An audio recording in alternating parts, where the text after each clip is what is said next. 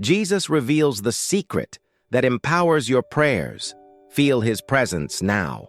Have you ever wondered why your prayers don't seem to reach the ceiling? Why, even though you cry in silence, your heart remains empty?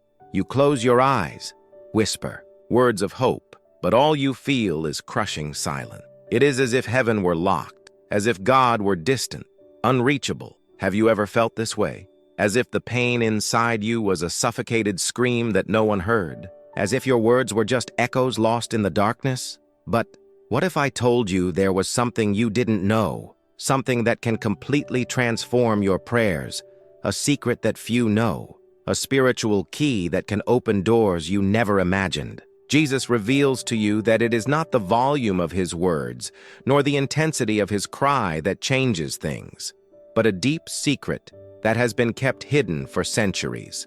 A truth that has the power to make you feel the presence of God now, to transform your despair into peace, your anguish into response. And it's no coincidence that you're here. Maybe you feel like this message is for you, and you're right. Because Jesus reveals to you that he knows your tears, he hears your whispers, even those that you don't have the courage to say out loud. And what you discover now could change everything. If this message has touched your heart so far, I want you to do something now. It's not just a simple action, it's an act of faith. Write in the comments, "Jesus, I believe you hear my prayers." Don't be ashamed. By declaring this, you are telling heaven and your own heart that you are not alone. You are part of a community of faith where thousands of people also struggle, also cry, but discover that there is hope in Jesus. And if this word has already started to bring peace to your heart, then enjoy this video. It's not just a button, it's a way for you to let this message reach more people who desperately need to hear what you're hearing right now. You are not alone. Every like, every comment is like a light that lights up in the darkness, bringing this message to more people who need healing. And if you're not already part of this community, sign up now. You didn't get here by chance. Jesus reveals to you that he has something for you, and you are part of a spiritual family that prays and walks together. Don't miss this opportunity. Take a deep breath and open your heart, because what you are about to discover could change everything. Jesus revealed something very important about this situation, and you need to hear it before leaving this video. Get ready, because God can speak directly to you today.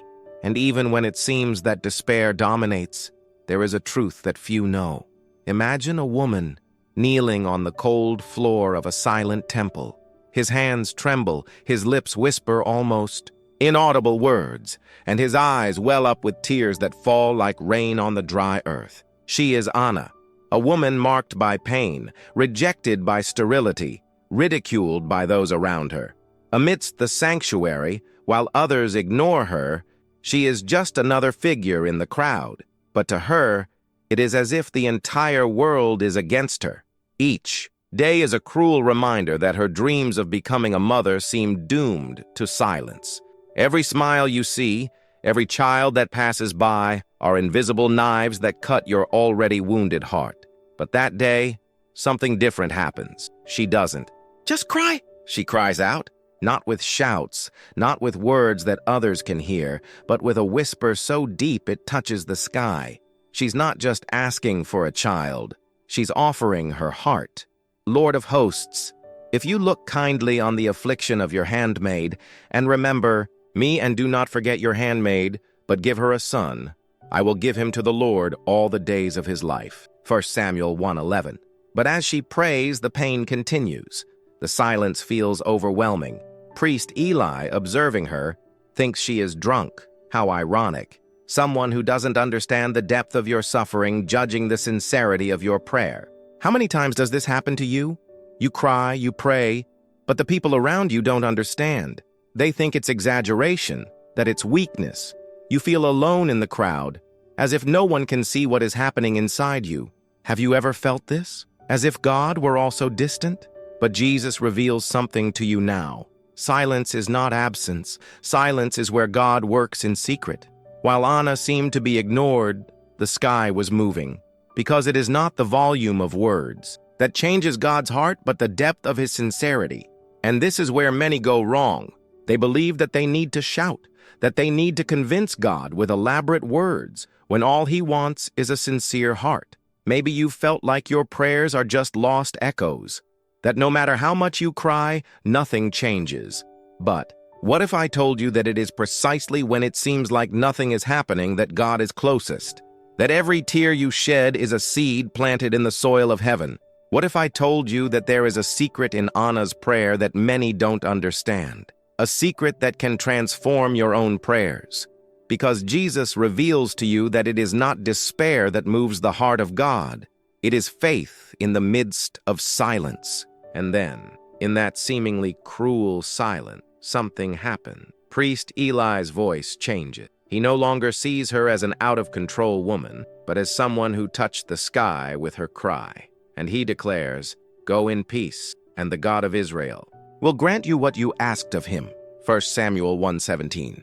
One word, one promise, and everything changes. But even before her womb opened, Anna's heart had already been transformed. She got up, ate, and her face was no longer sad, because true transformation begins in your heart before manifesting itself in your life. Do you notice? Anna didn't wait for the miracle to change. She found peace in the promise.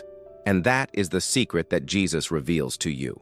It is not the miracle that brings peace. It is faith in the promise. It's trusting that God is not silent. He is working. That even when no one understands your pain, when they judge you, when they think your faith is weakness, God sees, God listens, God cares. Maybe you're here now, feeling exactly what Anna felt. Maybe you've cried in silence, feeling like no one sees your tears. But Jesus reveals to you that he sees, that he knows the suffocated cry of your soul, that he understands even what you can't put into words. You are not alone, your pain is not ignored, and your prayer is not lost. And now, I want you to do something that will mark this moment. If you feel like God is speaking to you through this message, if you have ever cried out in silence and felt like no one heard, I want you to write in the comments, "Jesus, I know that you hear me." It's not just a sentence, it's an act of faith. It's declaring to yourself that silence is not the end. That what you are feeling now is just the beginning of a transformation. And if this word has already started to touch your heart, then enjoy this video. Because each like is a light that goes on, bringing this message to other people who also need to hear it. You're not just watching, you're helping to spread hope. But what comes next is even deeper. There is a truth about God's silence that few know. And once you discover it, your faith will never be the same. But the pain is not the end, because there is something you haven't seen yet. Imagine a dark night, where silence seems to scream louder than any words. Job sits amidst the ashes, his eyes lost in emptiness, his body covered in wounds, and his heart crushed by a pain that no one can understand. He didn't just lose material, possessions. It wasn't just his health that failed. It was his soul that was torn apart. He lost his children. The house that was once full of laughter is now a desert of painful memories. Friends who were supposed to comfort him became cruel judges, pointing out his imaginary sins as if his pain was deserved. But what tortures him most is not their word, it is God's silence. Have you been there? In a place where your prayers seem to be lost in the void, where every word spoken to the sky returns as a dark echo of despair. Job cried out, sought answers, tried to understand why heaven was silent. "I cry to you, and you do not answer me. I stand, but you only look at me." Job 30:20. It's as if the sky is closed, as if God were distant, looking without acting, listening without responding. And this silence is more painful than any wound on your body. It's the emptiness that screams in your soul. And maybe you feel exactly that way. You pray, but all you get is silence. You cry out, but it seems like God is far away. Like Job, you wonder, have I done something wrong? Has God forgotten me? And in the midst of this darkness, voices emerge. People who, like Job's friends, try to explain their pain. They say it's a lack of faith, that it's punishment, that you didn't pray enough. And these words are like thorns that stick into an already wounded heart. But what no one tells you is that God's silence is not rejection. It is preparation. Jesus reveals to you that God's silence is not absence. This is where he works in secret. Job didn't know it, but as he cried out in the ashes, God was writing a story that would be told for centuries. Job's suffering was not the end. It was the beginning of a revelation. Because there is a secret that few understand. God's silence is a test, not of your faith, but of your relationship with him. Do you still trust, even when you don't understand? Do you still love him, even when he seems far away? Job did not know that God was watching him, that her tears weren't being ignored, that their cry was not in vain. And even in the midst of the silence, he made a statement that would change everything. Though he slay me, yet I will hope in him. Job 13:15. This is faith, not a faith that depends on answers, but a faith that rests in the presence of God, even when that presence seems to be silent. This is what Jesus reveals to you, that your silence is not empty. It is an invitation to trust. What if I told you that the silence you are experiencing today is where God is building the greatest testimony of your life? That what seems like an absence is, in fact, the silent care of a father who is preparing something much greater.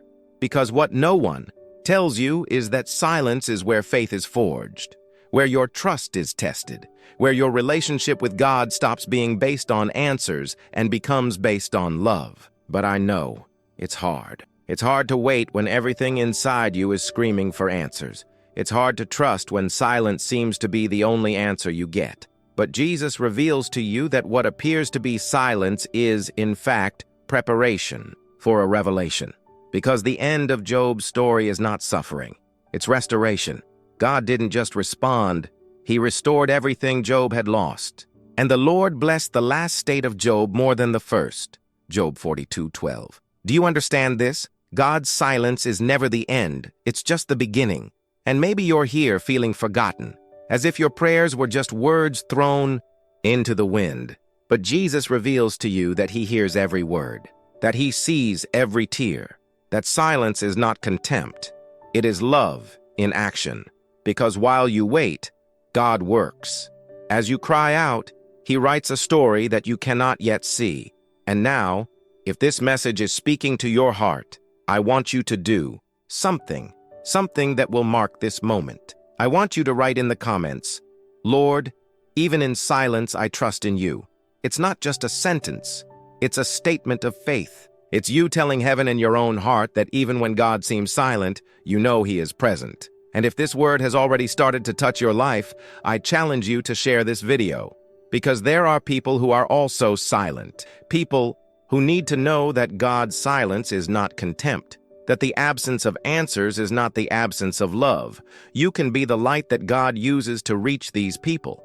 But there is something that few realize, because what happened to Job was not just a story of suffering and restoration, it's a story of revelation. And what comes next will show you that even in the midst of silence, there is a promise that God never breaks. And when you discover that promise, your faith will never be the same. And even when it seems like faith is crumbling in your hands, there's something you still don't understand. Imagine a father's pain. Not just any pain, but the one that eats away from the inside, the one that is born from the fear of losing what you love most. This father is before Jesus. Your son is possessed, tormented by an evil spirit that throws him to the ground, suffocates him, throws him into fire and water, trying to destroy him. And this man, desperate, has tried everything. He sought help, called out to Jesus' disciples, but nothing helped. Your hope feels like a candle about to go out. And he looks at Jesus, but not with eyes of faith, but rather of doubt. If you can do anything, have compassion on us and help us. Mark 9:22. Can you feel the weight of these words? If you can, it's not just a phrase. It's the cry of a fragmented faith, of a heart wounded by frustrations. And Jesus looks at him, not with judgment, but with love. If you can, responds Jesus, everything is possible to him who believes. Mark 9:23. And it is. At that moment that the father bursts into tears and cries out, I believe, Lord. Help me in my unbelief. Mark 9:24. Have you been there? At a point where your faith seemed too weak to sustain your hopes? Where did the pains of life crush your trust in God? Perhaps you have already said the same words as this father. I believe, but. And this but is what reveals the hidden pain. The pain of those who have been disappointed, of those who have prayed and seen no answer, of those who have believed and seen everything fall apart. Jesus reveals to you that God does not despise a fragile faith. He does not reject those who struggle with their doubts. Because faith is not the absence of doubts. It is the courage to continue believing, even in the midst of them. That father did not hide his weakness. He did not pretend to have unshakable faith. He brought his doubts before Jesus. And that's what you need to understand, that God is not waiting for you to have perfect faith. He is waiting for you to have an honest faith. And when that father cries out, when he surrenders and confesses his weaknesses, something powerful happens. Jesus doesn't just heal his son, he heals that father's heart. Faith that was once a fragile spark turns into a living flame. Because faith is not something you build alone. It is something that grows in the presence of God. Maybe you are struggling with weak faith. Maybe you pray, but your mind fills with doubts. Maybe you feel embarrassed because you can't trust completely. But Jesus reveals to you that faith is not measured by the absence of doubts, but by the courage to continue praying even when fear tries to stop you. And now, I want you to do something that will mark this moment. If you feel that your faith is weak, that your doubts consume you, I want you to write in the comments, Jesus, I believe. Help me in my unbelief. It's not just a sentence. It's a prayer. It is you telling God that even in the midst of your doubts, you will not give up believing. Do you realize what this means? That Father was not rejected because he had fragile faith. On the contrary, he was transformed by having the courage to be honest before God. And that's what Jesus does. He turns weakness into strength. He takes your small faith and turns it into a faith that moves mountains. But there is something even deeper here. Because what happened to that father was not just a physical healing. It was a spiritual healing. It was the transformation of a wounded heart into a trusting heart. And that's what God wants to do with you. Share this video with someone who is struggling with faith, because there are so many people who think that God only accepts those who never doubt. But Jesus reveals to you that even the smallest faith, if it is sincere, can change everything.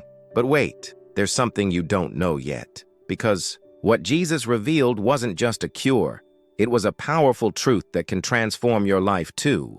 And what you discover next will strengthen your faith in ways you never imagined. But even when the storm seems endless, there is a peace you have yet to discover.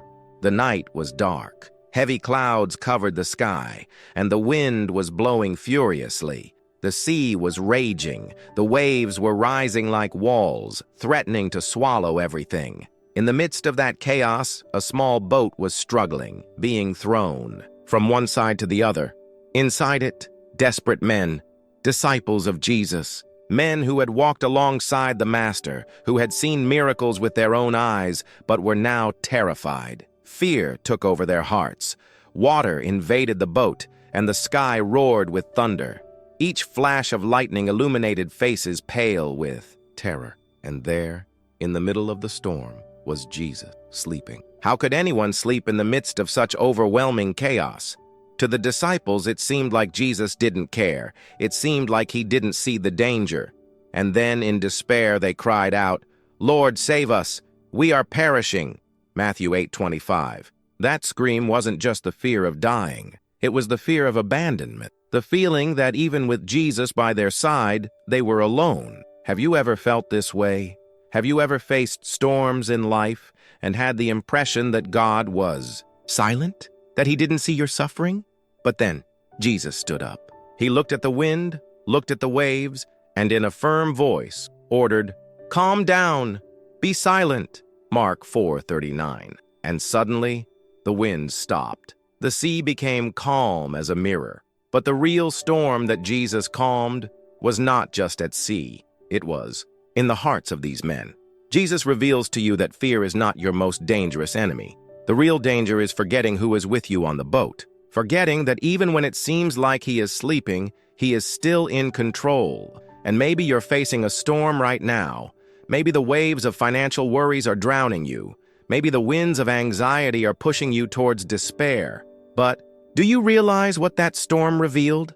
That the disciples were not just facing the fear of death, they were facing the fear of being abandoned by God, the fear that Jesus wouldn't care. And that's what often paralyzes you. It's not just the problem itself, but the feeling that God doesn't care, that He is silent. But Jesus reveals to you that God's silence is not abandonment. It is an invitation to trust. Because when Jesus stood up and commanded the sea to be still, He wasn't just calming the waters. He was revealing that even in the silence, His presence is enough. Do you understand this? That even if the waves rise, even if the winds blow violently, Jesus is with you. He didn't promise you would never face storms, but He promised you would never be alone. And I want you to do something now. If you have faced storms in your life, write in the comments, "Jesus, I trust you, even in the storm." It's not just a sentence. It is a declaration of faith. It's you saying that even when everything seems out of control, you know that God is with you. And if this message is touching your heart, leave your like as an act of faith, because this simple gesture can make this word reach someone who desperately needs this peace. But there's something more here, something that many people don't realize. When Jesus calmed the storm, He looked at the disciples and asked, "Why are you so afraid? Do you still have no faith?" Mark 4:40. It wasn't a reprimand. It was a call for them to see something beyond the waves, so that they would understand that, with Jesus at their side, even His silence is a response. Have you ever noticed that often your biggest storms reveal your deepest truths? They show where your confidence lies. They expose whether your faith is in God or in circumstances. And the truth is that peace is not the absence of problems. It is the presence of Jesus right in their midst. And what you discover next could change everything, because there is a truth that few know about the storms of life. And when you understand it, you will discover a peace that no one can take away from you. And even when everything around you seems empty and without purpose, there is a truth that few know. He was alone, lost in the middle of the desert. The wind blew strong, raising the dust that cut into the face. The heat was suffocating, but nothing burned more than the pain in Elijah's heart. The great prophet, the man who had faced kings, defied false gods, and seen the fire of God descend from the heavens, now fled, fleeing not only from Jezebel, who threatened his life, but fleeing from something much deeper, running away from yourself. Elijah sat under a juniper tree, a lonely tree in the middle of the desert, and his words were a whisper of despair. "It is enough, Lord. Take my life." 1 Kings 19:4. Can you imagine? The man who had seen the power of God so intensely now wanted to die. And in that moment, Elijah wasn't just tired. He was empty. An emptiness that consumed his faith, his courage, his desire to live. How many times have you felt this way? Surrounded by people, but alone, carrying burdens that no one sees. I smile on the outside, but on the inside, my heart is a desert. And what is more painful? Feeling that even God has forgotten about you. But Jesus reveals to you that the pain of loneliness is not the end. Because while Elijah gave in to despair, while he thought no one cared, something happened. An angel touched him and said, "Get up and eat." 1 Kings 19:5. A simple meal, but it wasn't just bread and water. It was a touch from God. Proof that even in the desert, even when you think no one sees you, God is present. Do you notice?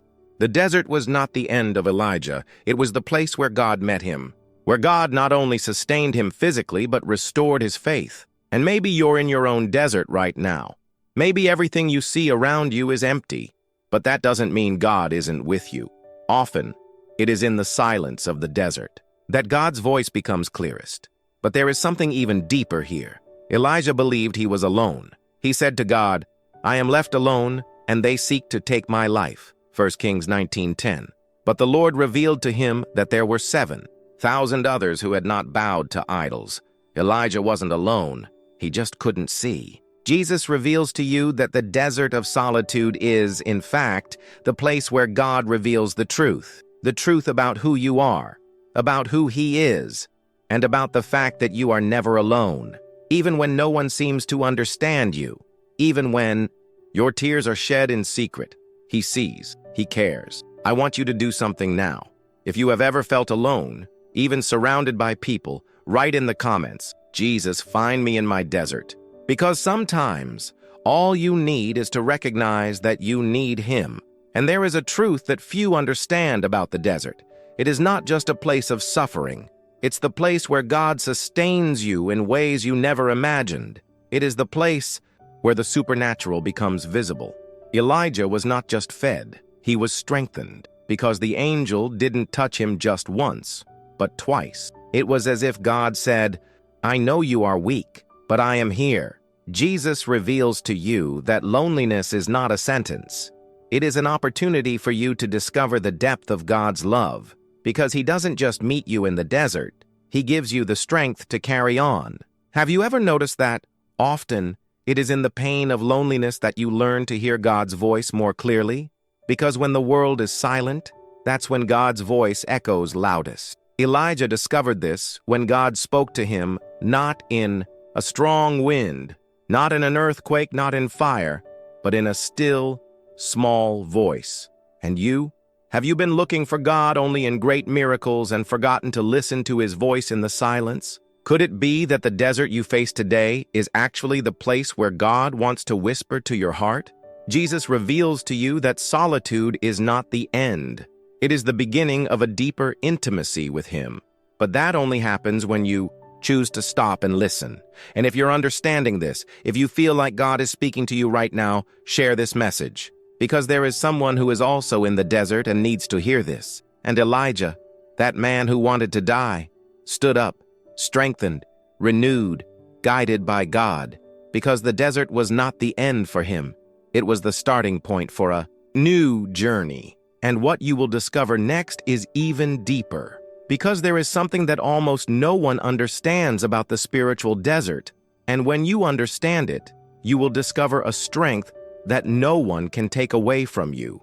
But what about when the biggest battle is not around you, but inside your mind? When it's thoughts that torment you, like a constant whisper that won't leave you alone. The sun scorched the desert, and the immensity of sand seemed like a mirror that reflected the void. Jesus was there, alone, fasting for 40 days and 40 nights.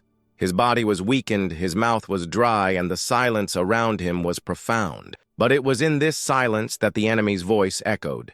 "If you are the Son of God, turn these stones into bread." Matthew 4:3. The hunger was real, the pain in his stomach, his tired body, and now a voice that challenged him. It wasn't just about bread. It was about doubt. It was about identity. It was a battle in the mind, because the enemy did not start by attacking the body of Jesus, but his confidence, his certainty of who he was. And maybe you are not in the physical desert, but you have faced or are facing the desert of the mind, where thoughts come like sharp arrows.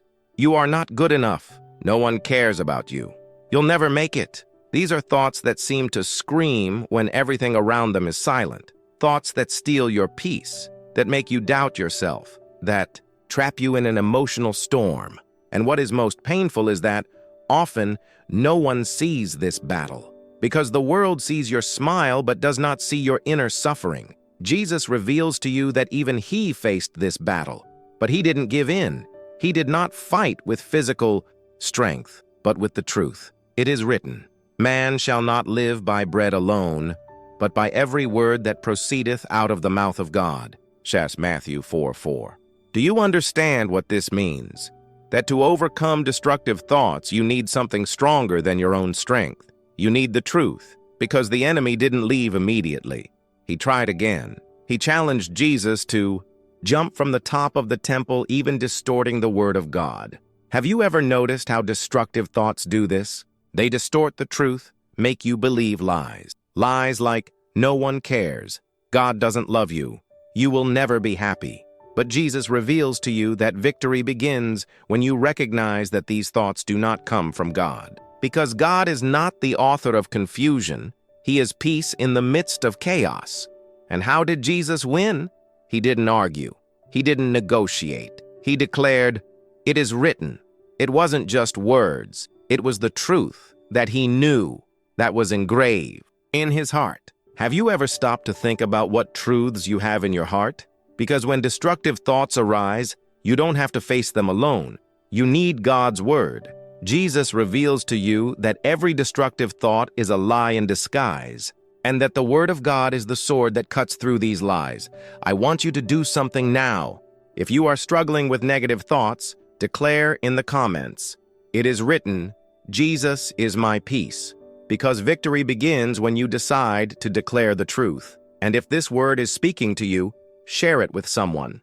Because maybe someone close to you is facing a battle that no one sees. But the story doesn't end there. The enemy tried a third time. He showed Jesus all the kingdoms of the world and said, "All this I will give you if you fall down and worship me." Matthew 4:9. An empty promise in exchange for your faith, your worship. And perhaps you have already faced this. Perhaps the thoughts are not just of defeat, but of temptation. Do this, and you will be happy. Lie, and you will be accepted. Forget your values, and success will come. But Jesus answered again, "It is written, you shall worship the Lord your God, and him only shall you serve." Matthew 4:10. Do you understand now that overcoming destructive thoughts is not just ignoring them? It's confronting them with the truth. It's remembering who you are.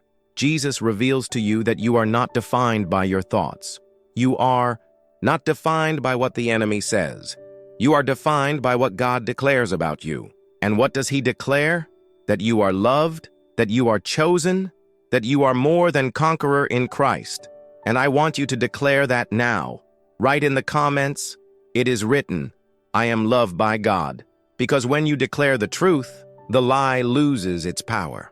If this word touched your heart, be sure to enjoy this video as an act of faith, because your like can be an instrument to reach other lives that are struggling in silence.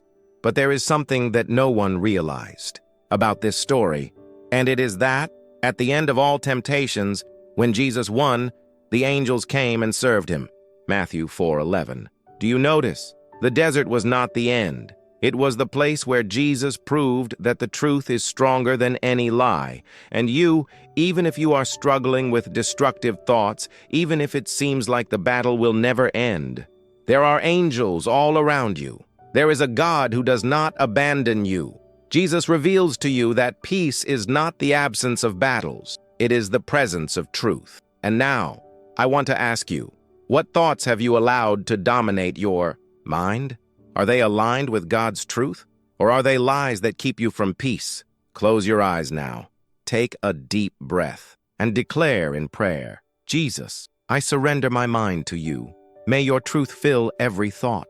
And remember, whenever doubt creeps in, whenever fear tries to overwhelm you, there is something you can say. It is written. And what comes next will reveal the deepest secret to transforming your mind. A secret that few know, but that has the power to change everything. And when the voice of your heart seems to fall silent, when does hope become just a distant memory? Bartimaeus was there, a blind man forgotten by the roadside in Jericho. To others, he was just another one, an ignored presence, a life that seemed condemned to darkness. Every day was the same, sitting around, waiting for something to change, waiting for someone to notice your pain. But the truth is that no one noticed. He was invisible to the eyes of the world. And maybe you know that feeling of screaming in silence, of wishing someone would notice your pain, but all you receive is emptiness. Pray and feel nothing. Cry out and hear only the echo of your own voice. What to do when your faith seems weak, when your prayers don't seem to reach the ceiling. But that day, something different happened. A crowd was moving, hurried steps, agitated voices. It was Jesus who was passing by. Bartimaeus' heart quickened. A hope that had long been dormant has awakened. He couldn't see, but he heard. He heard that Jesus, the Son of David, was there. And it was there, in the midst of his darkness, that Bartimaeus did what many would consider madness. He started screaming, "Jesus, Son of David, have mercy on me." Mark 10:47. Can you imagine? A desperate voice cutting through the noise of the crowd. A cry that was not just of words, but of pain. And maybe you've already done this too. He cried out, cried, and all he received were looks of contempt, because the crowd didn't understand. They ordered Bartimaeus to shut up. How many times have you been silenced? How many times have you been told your problem was small, that your pain didn't matter, that God had bigger things to worry about? But Bartimaeus did not remain silent. The more they told him to stop, the louder he cried. And then the impossible happened. Jesus stopped. In the midst of the crowd, in the midst of screams, in the midst of chaos, Jesus stopped. Because the cry of a sincere heart never goes unnoticed by him. Jesus reveals to you that your pain is not ignored, that your cry is not in vain, that even when everyone tells you to give up, he hears you. Jesus called Bartimaeus. The one who was ignored now stood before the Master. And Jesus asked a question that seems obvious. What do you want me to do for you? Mark 10:51. But this question goes beyond what it seems. Because often, in pain, we even forget to ask for what we really need. Bartimaeus did not hesitate. Lord, let me see. And maybe that's exactly what you need. See, not just with your eyes, but with your heart. See that you are not alone. See that there is hope even in the darkness. See that your life has value. And I want you to do something now. If you are facing darkness, write in the comments, Jesus, I cry out to you. Do not ignore me. Because Jesus does not ignore those who cry out with a sincere heart. And in that moment, Jesus didn't just heal Bartimaeus' eyes.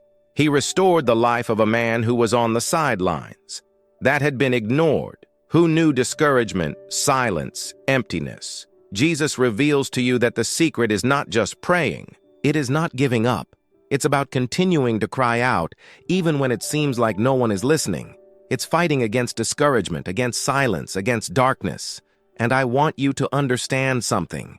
Your cry has power, because it is not the volume of your voice that touches God's heart, but its sincerity. It's not the size of your faith, but your persistence. I challenge you now to share this video, because maybe you know someone who is tired of crying, who thinks about giving up.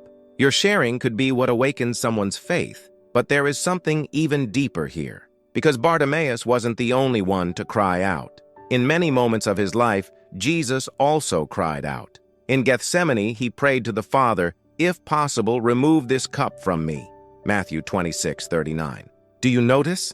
Even Jesus knew discouragement. He knew the weight of a pain so great that it made his tears become drops of blood, but he didn't stop. He didn't give up, because he knew that even in silence, the Father was with him. And maybe you are in that Gethsemane of your life, a place where it feels like the sky is closed, where the silence is deafening, where your faith is at its limit. But Jesus reveals to you that it is in this place that your faith is refined. And I ask you, have you been crying out, or have you already given up? Have you struggled with or accepted discouragement? If that word spoke to you, declare now in the comments, Jesus, I will not give up, because your victory lies in continuing, even when everything tells you to stop. And I tell you more, what Jesus did for Bartimaeus, he can do for you, because he is the same. And the cry of a broken heart always reaches heaven. But do you know what happened to Bartimaeus afterwards? He didn't just receive the vision, he followed Jesus along the way.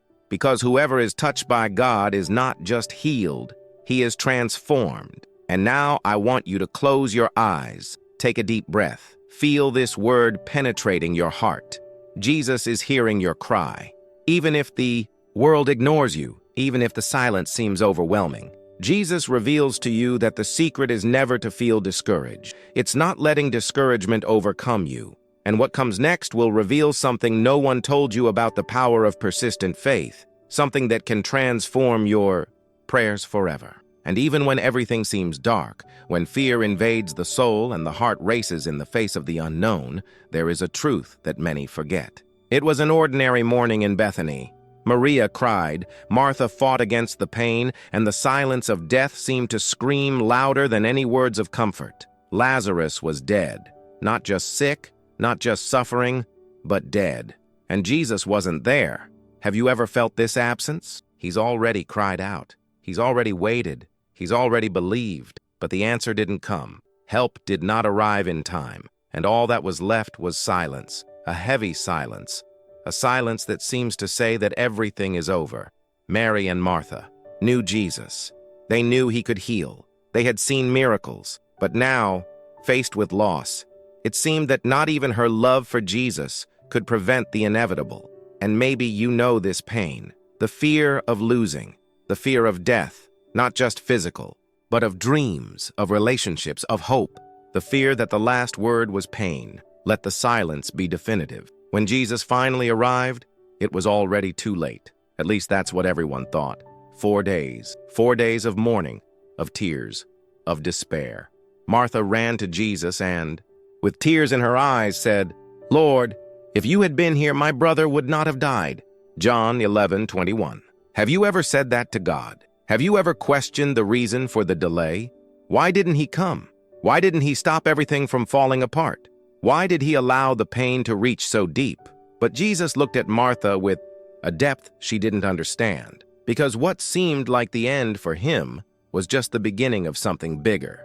I am the resurrection and the life. Whoever believes in me, even if he dies, will live. John 11:25. Jesus reveals to you that death does not have the last word, that your fear of the unknown is the door to a greater revelation, that even when everything seems lost, he still has the power to transform. And then before the tomb of Lazarus, Jesus did something that many did not expect. He cried. The creator of the universe, the Almighty God, wept. Because your pain is important to him. Your fear is not ignored. Your loss is not insignificant. Jesus asked them to remove the stone. Martha hesitated. "Sir, it already smells bad." And maybe that's exactly what you feel today. That the situation is past the point of resolution. That it's already too late. But Jesus insisted.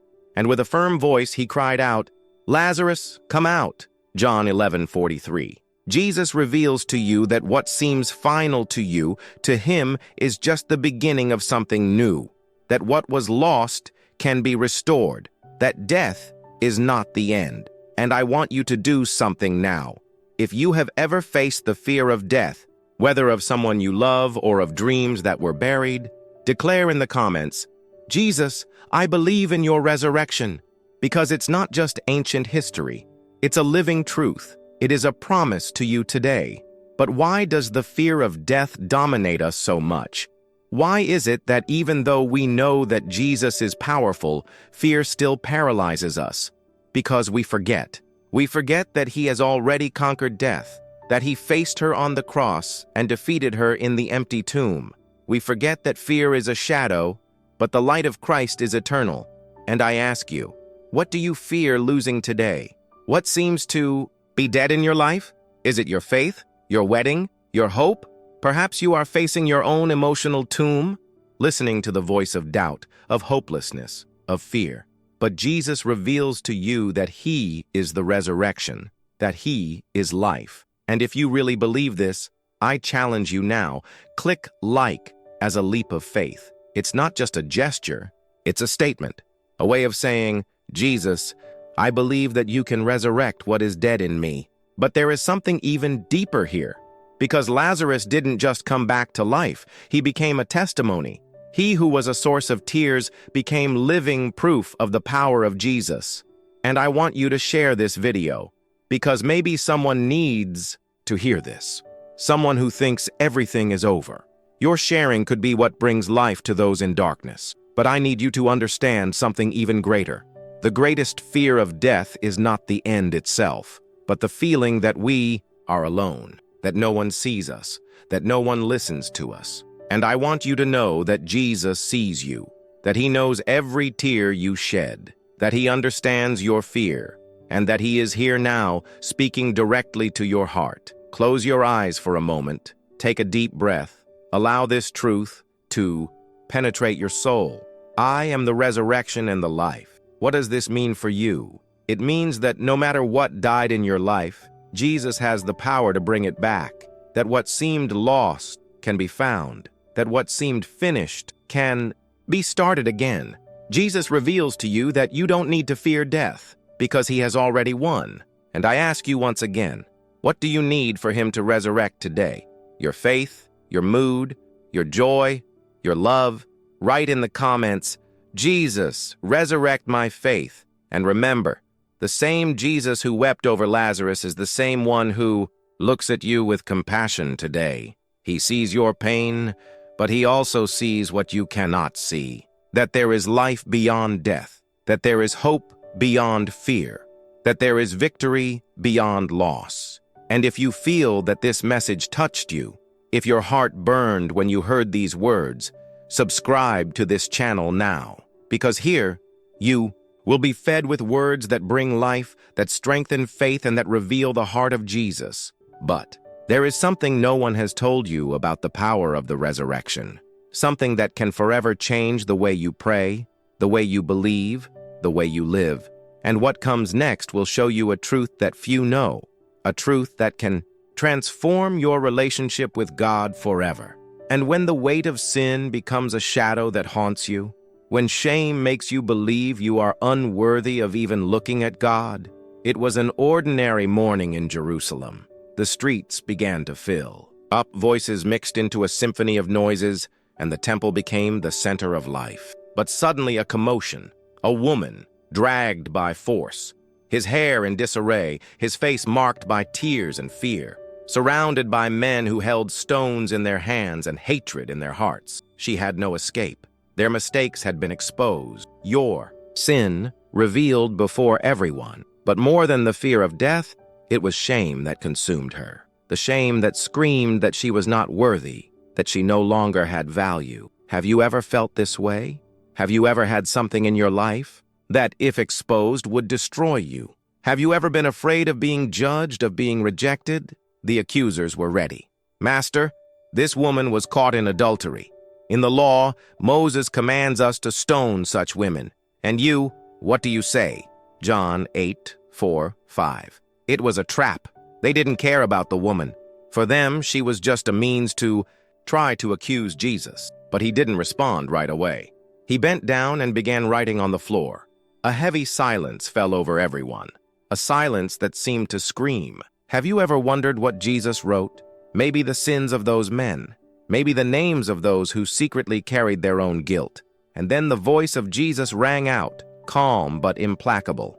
Let him who is without sin among you be the first to throw a stone at her.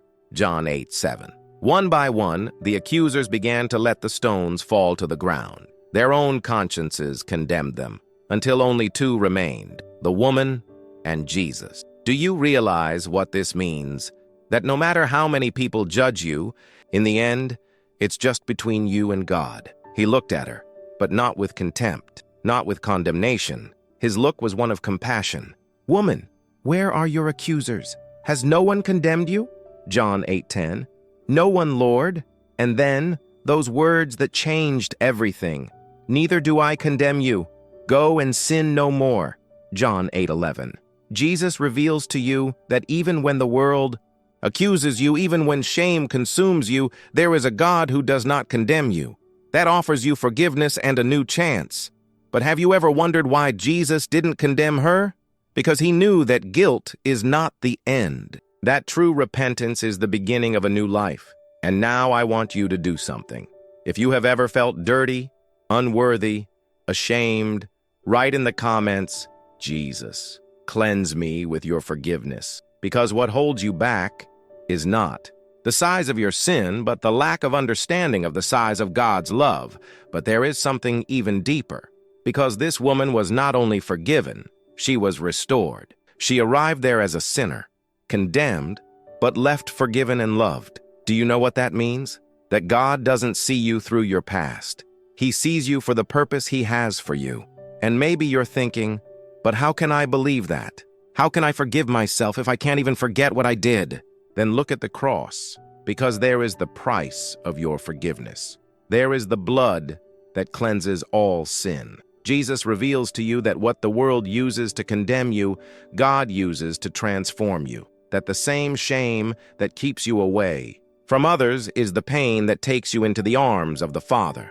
And I want you to take a deep breath now. Close your eyes for a moment. Feel the weight of guilt being lifted from you. Feel God's love surrounding you.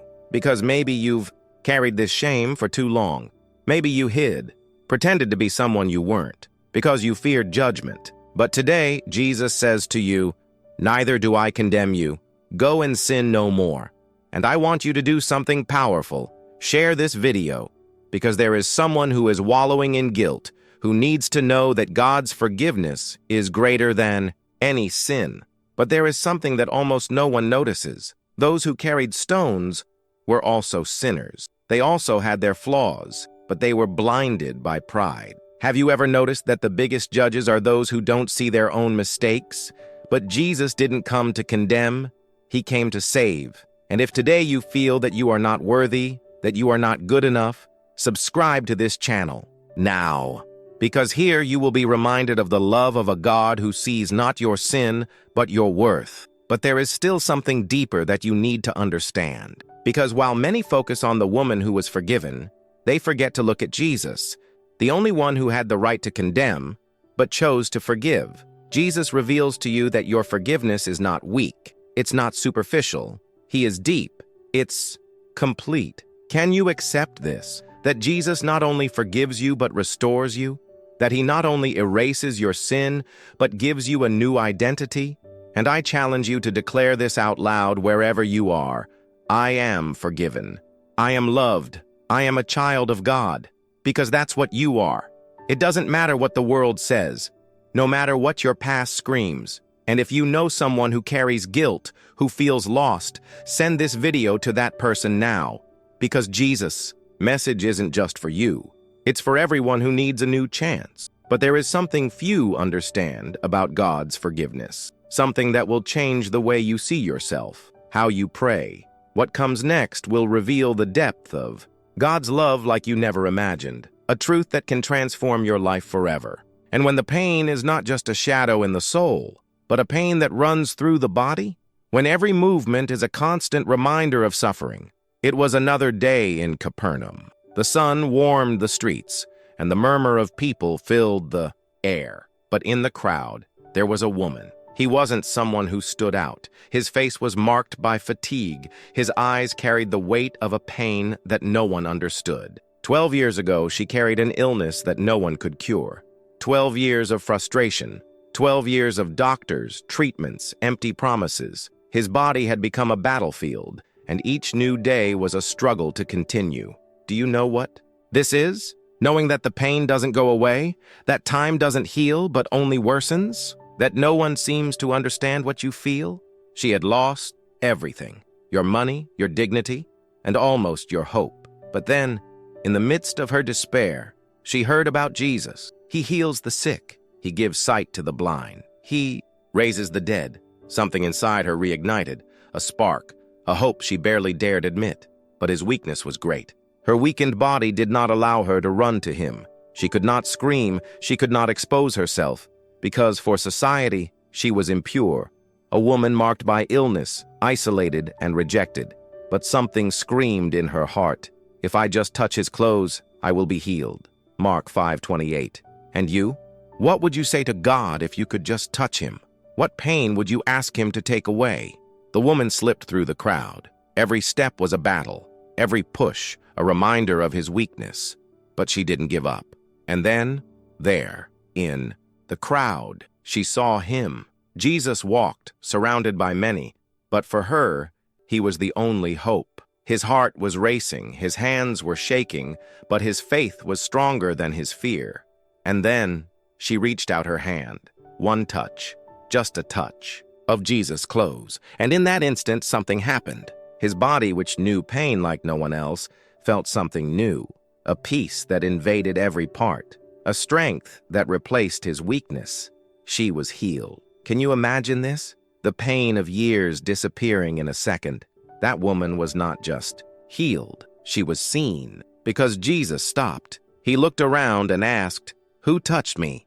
Mark 5:30. The disciples were amazed. "Lord, the crowd presses you, and they ask who touched you." But Jesus knew. He always knows. He wasn't interested in a crowd that just pressed him. He was looking for someone who would touch him with faith. And trembling, that woman revealed herself. She thought she would be scolded, that I would be embarrassed. But Jesus looked at her with love. "Daughter, your faith has saved you. Go in peace and be healed of your illness." Mark 5:34. Jesus reveals to you that it is not the size of your pain that defines your destiny. It's the size of your faith. But I need to ask you, how many times have you felt this way? Rejected? Forgotten? Trying to fight alone? You've tried so many things. You've looked for so many solutions, but nothing seems to work. The pain remains. But what if I told you that healing is not in touching something, but in touching someone? That the secret is not your strength, but your faith. And I want you to do something now. If you need healing, physical, emotional, or spiritual, write in the comments, "Jesus, I touch you," because it's not just a sentence. It's an act of faith. And just like that woman who believed even when everything seemed lost, you too can experience the power of God. But there is something that almost no one notices. It wasn't just that woman's body that was healed. It was his soul. For years, she carried not just physical pain, but shame, isolation, contempt. And in one moment, Jesus not only healed her body, he called her daughter. Do you understand what this means? That you are not just another person lost in the crowd. You are a son, a daughter of God. Jesus reveals to you that his love is not distant. He is not just a God who sees. He is a God who touches. And if you're feeling alone in your pain, if no one seems to understand what you're going through, subscribe to this channel now, because here you will always find a word of faith, strength, and hope. But there is something even deeper, because that woman wasn't allowed to touch anyone. Her illness made her impure, but instead of contaminating Jesus, it was she who was purified. Do you realize the power of this? That when you touch Jesus, your pain doesn't push him away. It attracts him. And if you know someone who is suffering, who needs this message of healing and hope, send this video to that person now. Because there are people who are silent, suffering alone, and they need to know that there is still hope. But I need to ask you one more time. What are you carrying? What pain is consuming you? What wound doesn't seem to close? Because today, Jesus reveals to you that your pain is not the end of you, that he calls you son, daughter, that he sees what no one else sees. And if you feel like you no longer have the strength, that you've tried everything, I invite you to pray now, not with complex words, but with the sincere heart of someone who knows they just need to touch him. Say, "Jesus, I need you. I touch you with faith. Heal me, Lord." And I challenge you to share this prayer in the comments, because your faith is not just for you. She is a light that can strengthen others. But there is something else you need to know. Many touch Jesus just out of curiosity, but only those who play with faith receive the miracle. And perhaps you are asking, but why doesn't God heal me? Jesus reveals to you that faith is not just about getting what you want. It's about finding the one you really need. That woman thought she just needed healing, but she found something much bigger. She found Jesus. And that's what I want you to understand. Your pain can be the path that leads you to discover God's love like never before. Because while you think you are looking for a solution, he is the one looking for you. And what comes next will reveal the most powerful secret of faith, something that can transform not just your body, but your soul forever.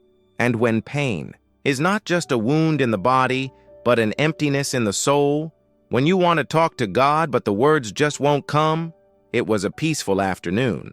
The disciples were gathered together watching Jesus. He was not performing miracles at that time, nor preaching to crowds. No, he was on his knees, alone, in prayer. The scene was so simple, yet so profound. There was a peace on his face, a connection invisible but so real. And when they saw that, a desire arose in the hearts of the disciples, a desire that many of us have felt. Lord, teach us to pray. Lucas 11:1. Have you ever felt this? Wanting to pray but not knowing how? Words that get lost, thoughts that get mixed up. You close your eyes, but the silence seems louder than any prayer. The disciples knew the traditional prayers. They grew up hearing words repeated in synagogues. But there was something different about Jesus, something that transcended words, an intimacy, a certainty. And so, in that moment, Jesus didn't just teach a prayer. He revealed a secret. Our Father, who art in heaven, hallowed be your name. Do you understand what this means? Father, not a distant God, not an impersonal force, but Father. How many times have you felt alone, as if no one understands your pain, as if your words weren't heard? But Jesus reveals you that you are not speaking to the void, you are talking to your Father. Your kingdom come, your will be done on earth as it is in heaven. But this is where many get stuck, because praying for God's will is giving up our own. And that's scary, because God's will is not always what we expect. Maybe you've prayed for a healing, and it didn't come. Maybe you asked for an open door, and it remained closed. And when that happens, what is left? The doubt, the frustration. Have you ever thought about giving up praying? But here is the secret that Jesus reveals. Prayer is not about changing God. It's about transforming ourselves. It's about aligning ourselves with the heart of the Father. Give us this day our daily bread. But do you really trust that God will sustain you? Or does the fear of tomorrow consume you? Because anxiety steals peace, and prayer is the antidote to anxiety. But it's not just repeating words. It's trusting that the God who takes care of the birds takes care of you. Forgive us our debts, as we forgive our debtors. Here is a truth that many do not want to face. Do you want God's forgiveness? But have you forgiven those who hurt you? Or do you carry hurts like chains?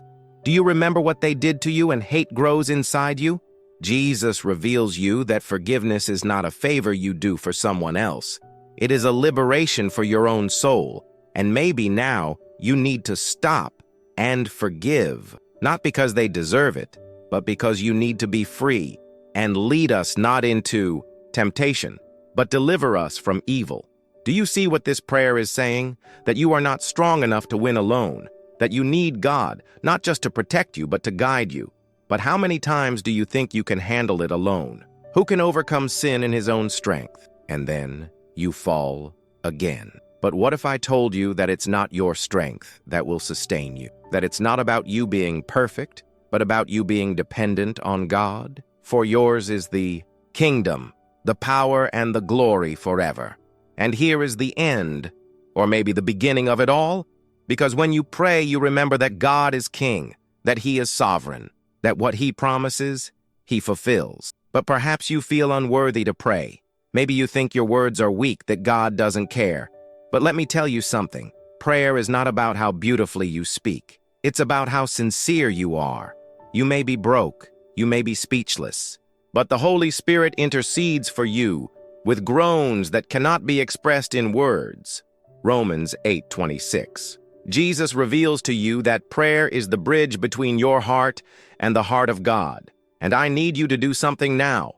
If you have ever struggled to pray, if you have ever felt lost in your words, write in the comments, "Lord, teach me to pray." It's not just any sentence. It's a cry. It is the recognition that you need God, that you want to know him more.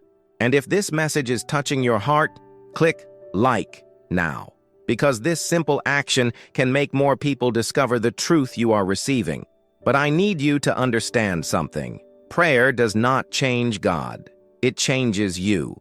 It transforms. You strengthens you, brings you closer to the Father. You may be in chaos, but when you pray, you find peace. You may be alone, but when you pray, you find the Father's embrace. And maybe you think your prayers are weak, that you don't know what to say. But do you know what God desires most? May you be sincere. Say what's in your heart. Cry if you have to, because he is your Father.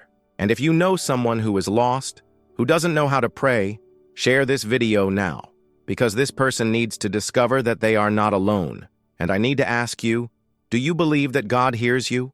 Or do you think you are speaking to the void? Why Jesus reveals you that every word that comes from your heart, even the faintest whisper, is heard by the God who loves you. Have you ever wondered why Jesus taught this prayer? Because he knew that true peace is not in avoiding problems, but in trusting the Father in the midst of them. And if you don't know how to start praying, Start like this. Father, I don't know how to pray, but I need you. Teach me. Talk to me. I'm here.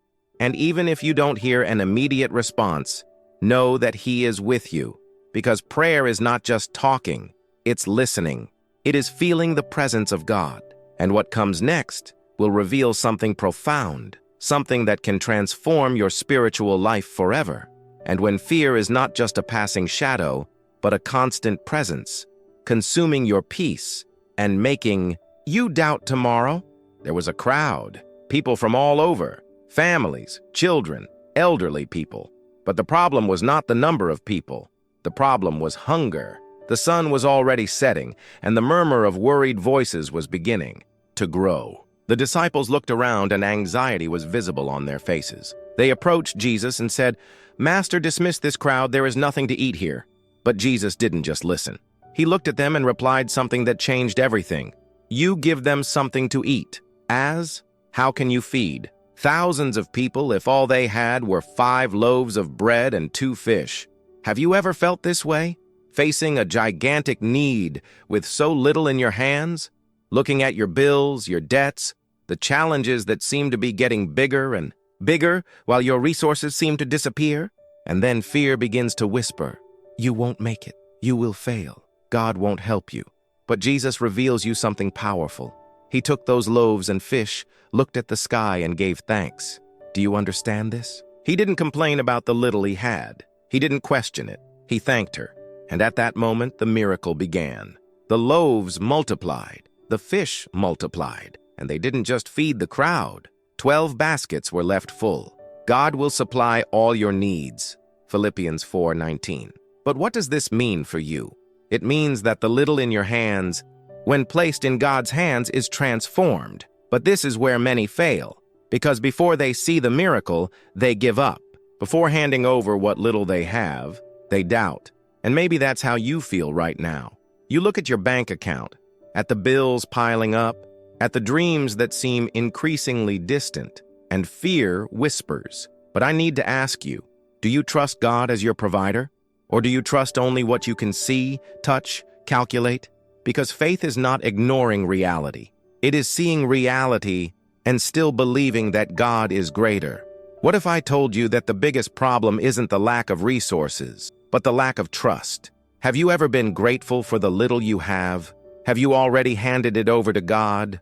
Or do you just complain, despair, fear? Jesus reveals to you that the key to overcoming the fear of lack is not to accumulate more. It is to trust more. It's understanding that God doesn't just see your need. He has already prepared the food, but you need to take the step. You need to deliver what you have, even if it seems little. Maybe it's difficult. Perhaps you have heard words of discouragement. Maybe you've already missed opportunities. But I need you to do something now. If you've ever faced the fear of lack, if you've ever had nights where sleep didn't come because worries were like storms in your mind, write in the comments, "Lord, I trust in you."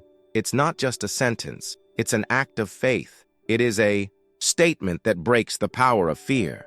And if this message is touching your heart, share this video. Because there are many people who need to hear that God is their provider.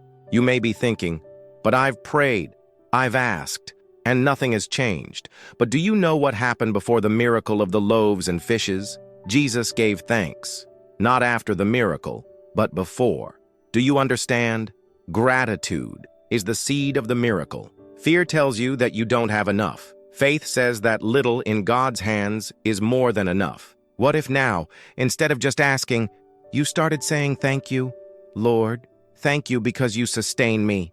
Thank you that even when it seems impossible, the Lord has a way. Thank you because what seems little in my hands is more than enough in yours." Do you have the courage to give thanks even before seeing the miracle?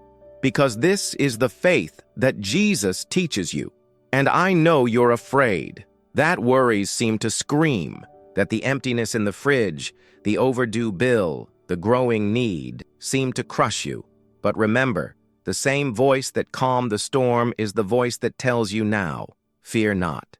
And if your heart is afflicted, if the fear of lack has stolen your peace, write in the comments, "Lord, I trust in you, because that's not just a sentence. It's a shield.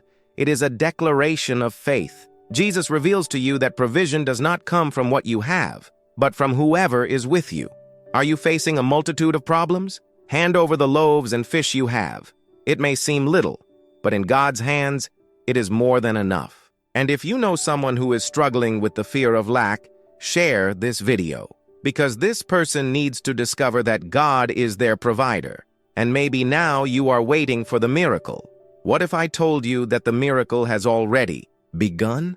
Because every time you choose to trust instead of fear, every time you give thanks instead of complaining, the miracle is already in motion. You are not alone, and what seems little in God's hands is abundant. What comes next will reveal something that could transform your faith forever.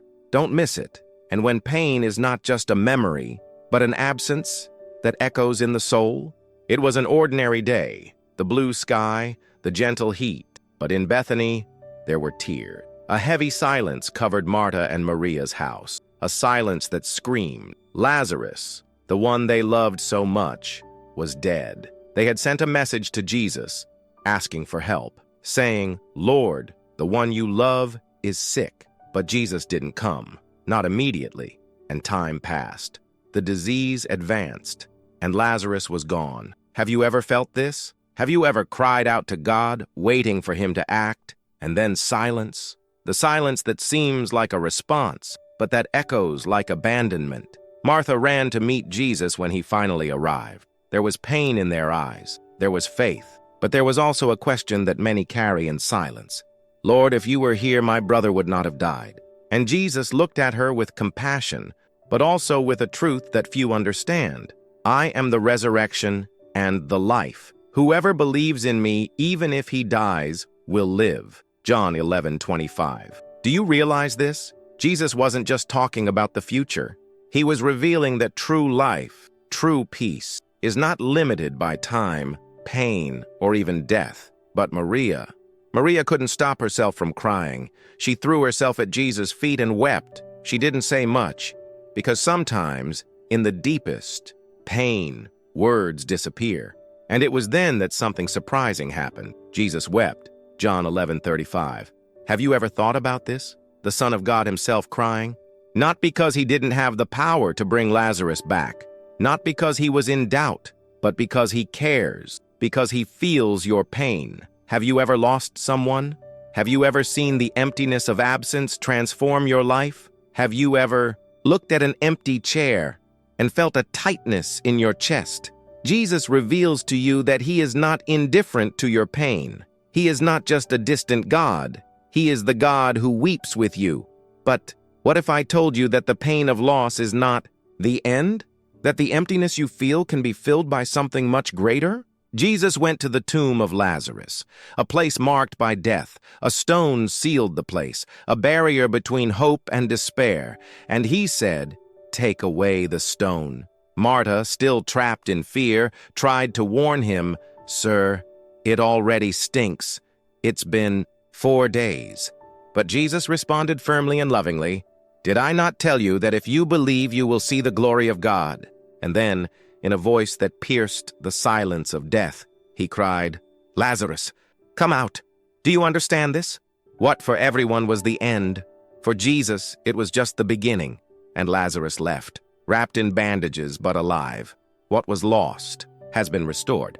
But this story is not just about Lazarus, it's about you. It's about that pain you carry, that absence that suffocates you. Maybe you lost someone. Maybe it's the emptiness of a breakup, the silence of a friendship that ended, or the grief that never seems to go away. But Jesus reveals you that even in death, even in loss, there is hope. Because he not only understands your pain, he is the answer to it. Have you told him how you feel? Or have you just been carrying the burden alone? I want to invite you to do something now. If you have already lost someone, if there is an emptiness in your heart, write in the comments, "Jesus, I give my pain to you."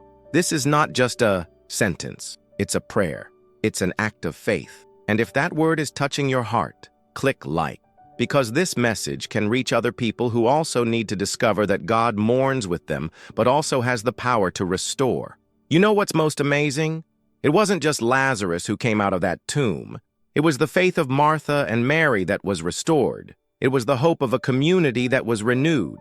And Jesus tells you today, I am the resurrection and the life. Do you feel this emptiness? Do you feel this pain? Maybe you feel like no one understands, but He understands. He not only understands, He is with you. What is dead in your life today? Your dreams, your faith, your joy? Jesus reveals to you that He is the one who makes the impossible happen. But there is one condition. You need to believe. Do you have the courage to say that now? Lord, I believe. Maybe you look around you and see only darkness. Maybe grief is like a shadow that haunts you. But the same voice that called Lazarus back to life is the voice that calls you today. What if I told you that the miracle is not just seeing what was dead live again, but it's seeing your heart return to peace? You have been carrying this weight alone for too long, and today, Jesus tells you, delivered. Maybe you don't understand everything now. Maybe the tears will still come. But even if they come, remember, Jesus wept because He cares. And if you know someone who is going through this pain, share this video, because this person needs to know that they are not alone. You don't have to carry this alone. And it's not the end. Pain is not the end. If your heart is tight right now, I want you to close your eyes, take a deep breath, and say it out loud. Jesus, I give my pain to you. Because there is a peace that the world cannot give, a hope that does not depend on circumstances. And what comes next will reveal something that could change your life forever. Are you ready to see the resurrection in the midst of your pain? Jesus reveals to you that what seems like the end is just the beginning. And even when everything seems to be in place, there is an emptiness that insists on growing, a thirst that nothing seems to quench. Jesus was tired. The sun was shining brightly that day, and the long walk took him to Jacob's well in Samaria. It was midday and the heat was almost unbearable. The disciples went to the city to buy food, but Jesus stayed. He knew someone would come. And then she appeared, a woman carrying a heavy pitcher. Her gaze was tired, but it wasn't just the heat that exhausted her. It was something much deeper, a thirst that no water could quench. She approached the well, not realizing that this encounter would change everything. Jesus looked at her and said, "Give me a drink." John 4:7. Surprised, she asked, "How can you, being a Jew, ask a drink from me, a Samaritan woman?" Because between Jews and Samaritans there was a separation, a barrier of prejudice and rejection. But Jesus did not see the barrier, He saw the heart. And He replied, "If you knew the gift of God and who it is that asks Him, 'Give me to drink,' you would ask Him, and He would give you living water." Do you understand what this means? He wasn't just talking about water. He was talking about a thirst for the soul, an emptiness that no relationship, no achievement, no passing emotion can fill. And that woman carried this emptiness, a life marked by frustrated attempts to find meaning. She had already had 5 husbands, and the man she lived with now wasn't even her husband. She sought love, acceptance, value, but it always ended up empty. And you? Have you tried to fill that void? Have you searched people, things, distractions? But in the end, the emptiness only increased? Maybe you are like her. You've been through so many trials, so many stories, but deep down, there's a silent pain, an echo that doesn't shut up. But Jesus reveals you that the solution is not in one more attempt. It's not about another conquest. It's in Him. Everyone who drinks this water will be thirsty again, but whoever drinks the water I give him will never be thirsty again. John 4:13-14. Have you ever thought about what this means? A peace that is not fleeting, a joy that does not depend on circumstances, a purpose that never ends. That woman, faced with those words, could no longer hide her pain. She let the mask fall, and Jesus revealed something to her that few understand. He did not condemn her. He didn't reject her. He knew her and loved her. Have you ever felt afraid of being truly known? That if people knew who you really were, they would reject you? But Jesus reveals you that He already knows every detail of you, and yet He loves you. The woman left the pitcher.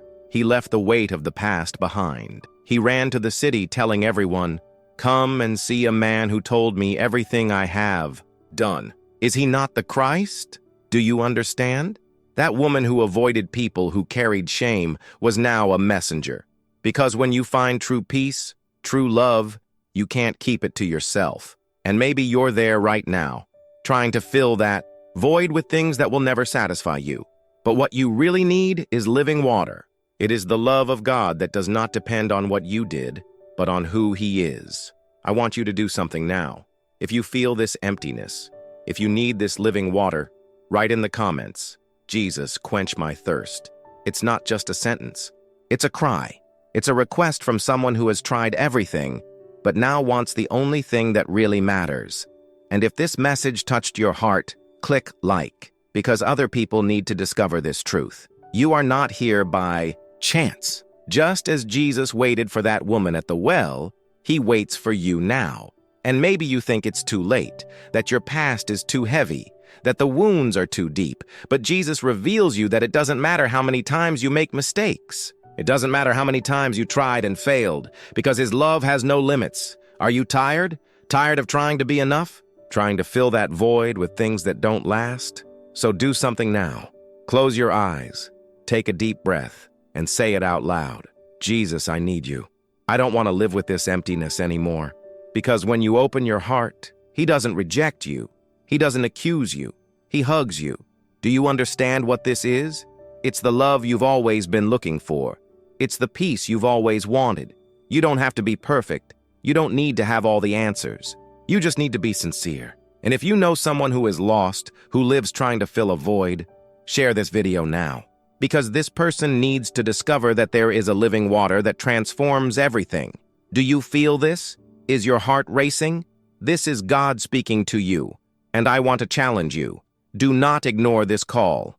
Don't let emptiness continue to dominate you. The same voice that transformed that woman's life is the voice that speaks to you now. Jesus reveals you that you are loved, that you are not alone, that there is a peace that the world cannot give. And if you still have doubts, if you still feel like this void is too big, listen to this. Whoever drinks the water I give him will never be thirsty again. This is not an empty promise. This is an eternal truth. Do you have the courage to believe? Do you have the courage to let Jesus fill that void? Because what comes next will reveal something that could transform your life forever. Are you ready? Are you ready to leave the emptiness behind and discover what true peace is? And even when everything seems out of control, there is a voice that whispers in the silence. Don't worry. Maria and Martha were desperate. The house that was once full of laughter and fellowship was now filled with restless whispers. Lazarus, the beloved brother, was sick, and every day his health worsened. They knew there was only one hope, Jesus. They sent an urgent message. Lord, the one you love is sick. They believed He would come immediately, that He would run to save Lazarus. But Jesus didn't come. The days dragged on, and Lazarus closed his eyes for the last time. Have you ever felt this way? Waiting for an answer that never comes? Praying, crying out. But silence seems to be the only answer. Lazarus's body was wrapped in sheets, and the smell of death filled the house. Maria couldn't hold back her tears. Martha tried to be strong, but her heart was in pieces. Where was Jesus? But then after 4 days, He finally arrived, and Martha ran to meet Him with teary eyes. Lord, if you had been here, my brother would not have died. Do you notice the pain in his words? She believed in Jesus, but now it seemed too late. And maybe you feel the same. You've asked, you've prayed, you've sought, but nothing has changed. The anxiety continues, the fear doesn't go away, and the despair seems to grow. But Jesus reveals you that even when it seems too late, He still has power. Jesus looked at Martha and said, I am the resurrection and the life. Whoever believes in me, even if he dies, will live. John 11:25. She didn't understand. How to understand something so big in the midst of pain? How can we believe in peace when everything seems chaotic? Jesus asked to be taken to the tomb, and there, before that rock, He wept. The Son of God wept, because he is not indifferent to your pain. He feels what you feel. But then, he did something no one expected. He ordered them to remove the stone. Martha hesitated. "Sir, it already smells bad, as it has been 4 days. How many times do you look at your life and think, it's already lost, there's no solution anymore, it's been too long?" But Jesus reveals you that he is not limited by time nor by circumstances. He raised his voice, "Lazarus, come out!" And the impossible happened. The man who was dead stood up. The bandages that bound him were removed, and he came back to life. Do you understand this? Even when everything seems lost, when despair dominates, Jesus has the power to bring life. And now, look at your life. What looks dead? Your dreams, your peace, your faith? Jesus reveals you that he is still in control, but anxiety is like a chain that imprisons you, suffocates you. It makes you forget that there is a God who loves you. Mary and Martha learned that God's time is not ours, that Jesus' silence is not his absence. That delay is not abandonment. And you? Do you still believe that he is with you? I want you to do something now. If you are struggling with anxiety, if you feel like you have lost control, write in the comments, "Jesus, I give my worries to you." This is not just a sentence. It is a statement. It is a delivery. And if this message touched your heart, click like now, because this isn't just a video. It's a living word that can reach other lives. Do you know why anxiety is so cruel? Because she lies. She makes you believe that you are alone, that everything depends on you, that you need to control everything. But Jesus reveals you that you were never alone, that he was always by your side, that while you cried, he was there. You don't need to understand everything. You don't need to have all the answers. You just need to trust. When Jesus said, "Don't worry about anything," Philippians 4:6, he was not asking you to ignore your problems. He was inviting you to trust him. And you may ask, but how can you trust when everything seems to go wrong? You trust by remembering that the same Jesus who wept with Mary and Martha was the same one who called Lazarus out. The same Jesus who sees your tears is the one who has the power to transform your pain into victory. Are you tired of fighting alone? So do something now. Take a deep breath, close your eyes, and say, "Jesus, I give you my worries. I don't want to carry this weight alone anymore. I know anxiety is cruel. It steals your peace, it takes away your sleep, it destroys your joy. But Jesus reveals you that there is a peace that the world cannot give. Do you want this peace?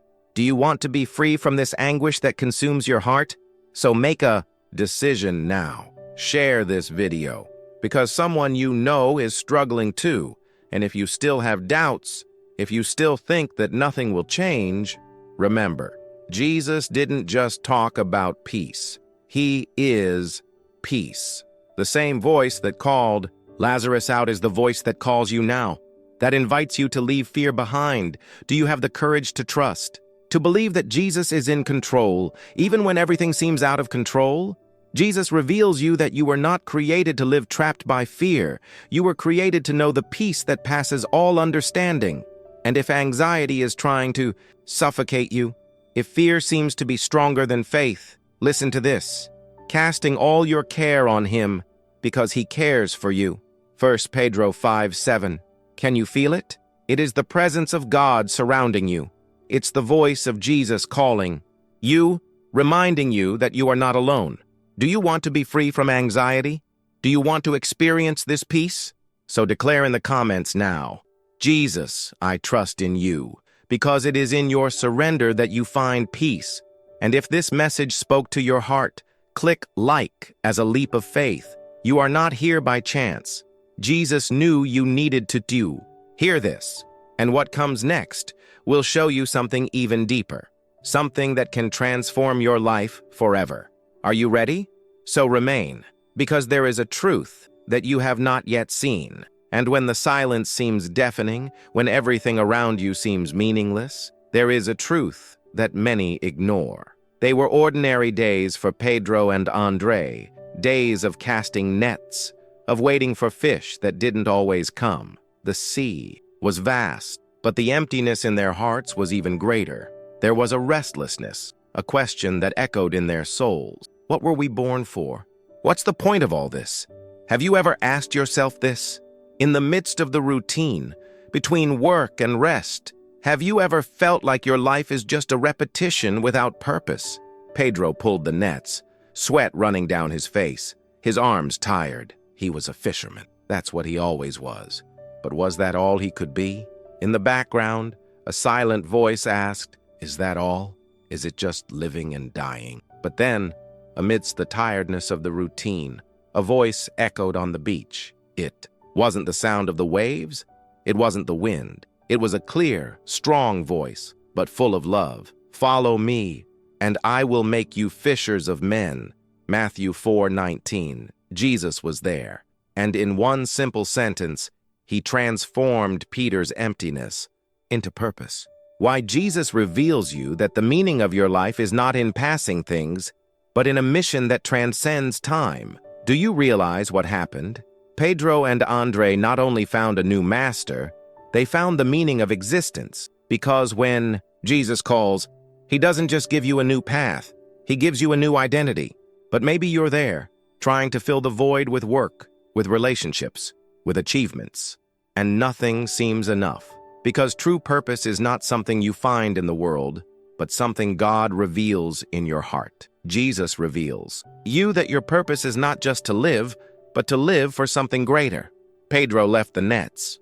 Andre left the boat. Not because they were useless, but because they finally understood that they were called to something eternal. And you? Have you ever thought that your purpose may be beyond what you imagine? That perhaps you limited yourself to being just another person, when God created you to be a beacon, a light that transforms lives? Have you ever noticed that the world always tries to tell you what you should be? That you need to be successful, admired, powerful. But what if true success lies not in what you have, but in who you become? And in that simple call, follow me. Pedro and Andre discovered what so many people are still looking for. A reason to live that does not depend on the circumstances. Why Jesus reveals you that your value is not in what you do, but in who you are to Him. But maybe you feel lost, as if I were wandering through life without direction, without purpose. And that hurts, doesn't it? It hurts to see the days go by without meaning. It hurts to see others achieving while you feel stagnant. But I want you to understand something now. The same Jesus who called Peter is calling you. And He doesn't look at what you have. Don't look at your failures. Don't look at your past. He looks at you and sees someone He loves, someone He chose. And if you feel that your life has no value, that you are just another person, I want you to write it now in the comments. Jesus, reveal my purpose. Because while you struggle with doubts, He calls you with love. Pedro was not a great scholar. He was not a famous leader. He was just a fisherman. But in the hands of Jesus, he became a fisher of men, a man who transformed the world. Do you notice? What you are today does not limit what God can do in you tomorrow, but you need to hear the call. You need to leave the networks that hold you back, the beliefs that limit you, the fear that paralyzes you. Jesus reveals you that your purpose is not something you earn, but something you receive. And maybe you've heard so many voices that tell you that you're not good enough, that you won't make it, that your life is a waste. But listen to this. Jesus loves you. He chose you, and He has a plan for you. And if you are willing to discover that purpose, if you are tired of living without meaning, I want you to do something now. Close your eyes, take a deep breath, and say in prayer, Jesus, I give you my life. Show me my purpose. You are not here by chance. This message has come to you because Jesus knows how you feel. He knows your pain, your confusion, and He wants to transform your life. And if this message touched your heart, share this video, because maybe someone you know is lost too. And if you believe that Jesus has a purpose for you, declare in the comments, I accept the call of Jesus. You are not what the world says you are. You are what Jesus says you are. Peter was just a fisherman, but Jesus called him to be an apostle. And you? Are you just what the world sees, or are you what Jesus declared about you? You may have lived a meaningless life until now, but that doesn't have to be the end of you. because the same Jesus who called Peter is calling you. And you know what's amazing? Peter made mistakes. He doubted, he denied Jesus, but Jesus never gave up on him, and Jesus doesn't give up on you. So if you're tired of living without purpose, if you're tired of chasing things that don't fulfill you, I want you to do something now. Share this video, because someone you know also needs to discover the purpose Jesus offers. And in the comments, write with faith, Jesus, I accept your calling, because your purpose is not something you create, it's something you receive. And what comes next could be the revelation you've been waiting for. Don't leave now, because there is something that Jesus still wants to show you, something that can transform your life forever. But when doubt invades the heart, there is something that almost no one realizes. Prayer is never in vain. At the top of Mount Carmel, the sky was closed, the clouds seemed motionless, and the silence was overwhelming. For 3.5 years the earth knew no rain, the ground was cracked, the rivers were dry, and the hearts of the people were filled with despair. Elijah, God's prophet, knelt on the mountainside, his face bowed to the ground, his eyes closed tightly. And while the world saw only arid blue sky, it saw beyond. He saw promise. Go and look at the sea, he said to his servant. And the servant went. He looked and saw nothing. He came back and said, there is nothing. Maybe you've already felt this way, praying, waiting, but nothing happens. And doubt begins to whisper, is God listening to me? But Elijah didn't give up. 7 times he told the servant to go back and look. The same answer 7 times. Nothing. Have you ever wondered why you kept praying even when everything seemed the same? Have you ever found yourself wondering if your words weren't just getting lost in the void? Elijah had every reason to give up. The sky remained the same. The silence was deafening. But he was not praying to the visible heaven. He was praying to the invisible God, the God who not only hears, but who answers. And the 7th time, the servant ran back, panting, and said, behold, a little cloud, the size of a man's hand, rises up out of the sea. In Kings 18:44. Small, insignificant, almost imperceptible. But for Elijah, it was proof that God doesn't just listen, he responds. Do you understand this? Often, what seems small to the world is the beginning of the miracle that God has prepared for you. Jesus reveals you that true faith is not just praying, it is continuing to pray, even when everything seems to be against you. And maybe today you are feeling this way, like your prayers are being ignored, as if the sky was silent. But I ask you, are you looking at the empty sky, or are you trusting in God's promise? Elijah did not see the rain right away. He saw a small cloud, and with this vision, he declared, run, because the rain is coming. Jesus reveals you that faith is not just believing, it is acting as if the answer was already on the way. What if I told you that that prayer you thought God didn't hear, in fact, he did and is already answering? That maybe the problem isn't that God is silent, but that you're looking in the wrong place? Maybe you prayed for healing, for restoration, for a miracle, and nothing happened.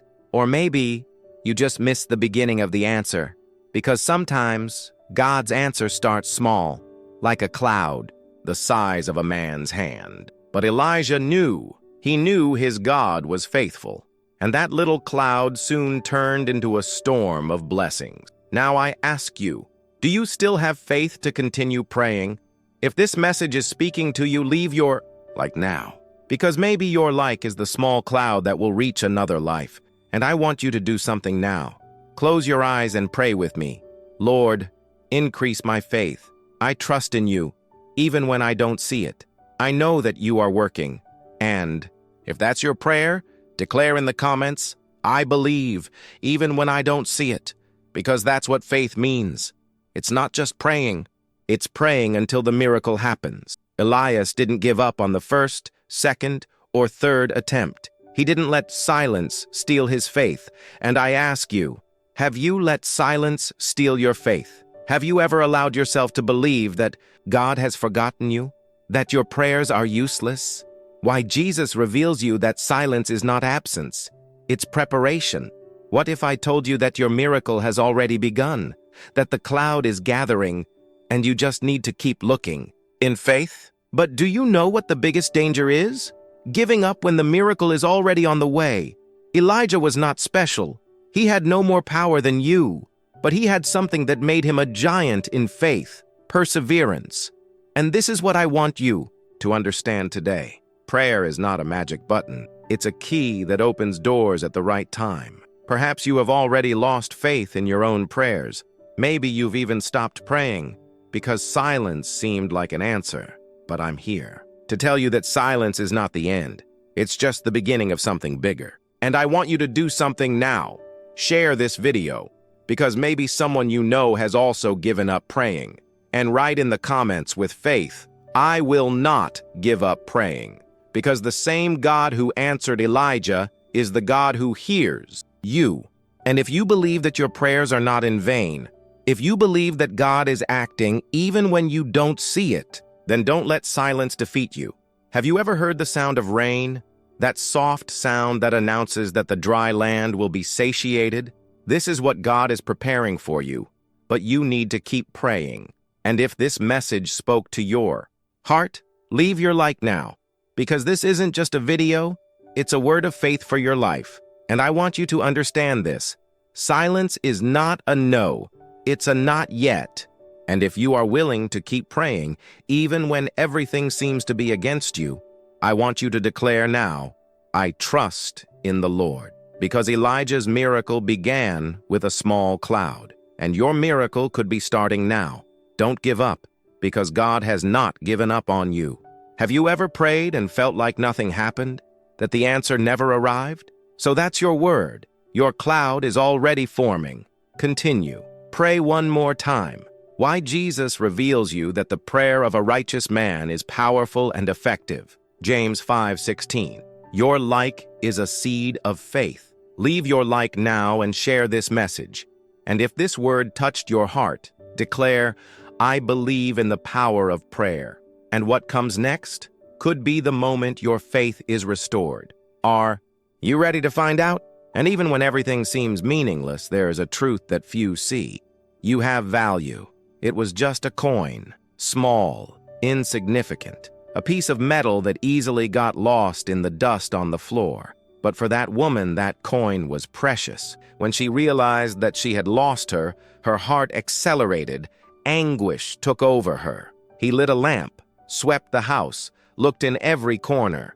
He didn't give up until he found it. And when he found it, his heart was filled with joy. She called her friends and neighbors, saying, Rejoice with me, for I have found the coin that I had lost.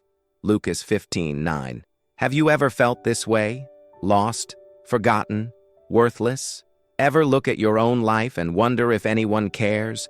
Would anyone notice your absence?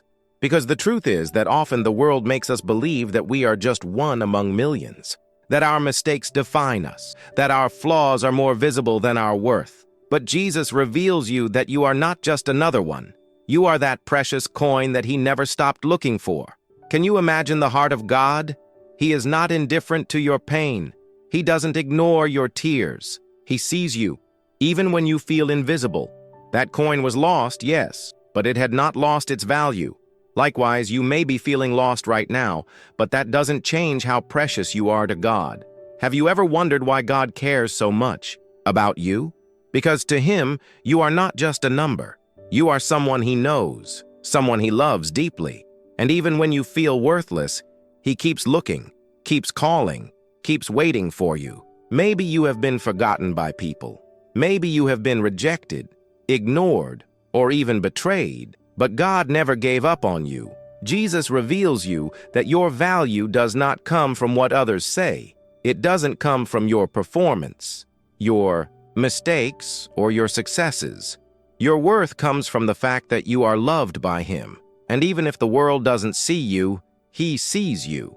You are the precious currency he is willing to seek, to find, to celebrate. But do you believe this? Or have you allowed the voices of rejection, guilt, and shame to drown out the voice of God who says, You are mine, you are loved, you are valuable? What if I told you that even when you feel forgotten, God hasn't taken his eyes off you. That, even when you feel worthless, he values you to the point of giving everything to get you back. You know, often the world only values what is perfect, what is visible, what is highlighted. But God values what is lost. He values what the world ignores. You may have failed, you may have walked away, but God is still looking for you. What if I told you that he is calling you now? Have you ever had moments when you looked in the mirror and didn't like what you saw? When everything seemed to point to your failure? When have you compared yourself to others and felt so small? You are not alone. Many feel this way, but that doesn't change its value. Have you ever noticed that woman could have given up looking for the coin? I could have accepted the loss, but no. She didn't stop until she found it. Likewise, God does not give up on you. Jesus reveals you that even when you don't feel worthy, he calls you his son. That even when you feel forgotten, he knows every detail of your life. And I want you to do something now. Close your eyes and imagine you are that coin, lost, perhaps dirty, forgotten. But God, with all his love, is sweeping, searching, calling for you. You are not alone. You are not insignificant. And if that word is speaking to your heart, write in the comments, I am precious to God. Because that's the truth. Even if the world rejects you, God chooses you. You are the joy in heaven. You are the treasure found. And you know what's most incredible? When God finds you, he does not accuse you. He doesn't point out your mistakes. He hugs you. He celebrates you. Maybe you have turned away from him. Maybe you let guilt keep you away. But today is the day you need to know. God never gave up on you. You are not an accident. You are not a mistake. You are loved. And I want to challenge you now. Share this video, because maybe someone you know is also feeling worthless. Maybe this is the word that will rescue someone. And if you believe that God never gave up on you, if you believe that he values you, then declare now in the comments, I am found by God. Because that's the truth. He always looked for you. And if this message touched your heart, don't leave without signing up on the channel. Because here, you will find words that will remind you of your value. Have you ever noticed how the world is full of people who seem to be lost? Who are out there, looking for approval, acceptance, love, but you don't have to live like this anymore. You have already been found, and I want you to declare this in faith. I am found. I am loved. I am precious to God. You are not just another one. You are the treasure that God never gave up on finding. And I want you to do something now. Send this video to someone who needs it to know it's valuable. Because maybe this is the message that will bring light to someone's heart. And if that word spoke to your heart, share right now. Because perhaps, through you, God will reach another life. Jesus reveals you that you are not alone, that you are not invisible, that you are the joy in heaven. And if you believe that, write in the comments, I am the joy in heaven. Because that's the truth. You are loved. You are precious. You are desired by God. And I want you to carry this truth in your heart, because even when the world rejects you, God chooses you. And even if you felt lost, today you are found. Do you believe this? Do you accept God's love that never gives up? So don't keep this word to yourself. Share with those who need to hear. Because there are many lost coins that still need to be found. And you can be the light that helps someone be rescued. And never forget, you are not insignificant. You are the joy in heaven. Jesus reveals you that no matter how far you have fallen, how far you have strayed, to him you will always be precious. And God's joy is to find you.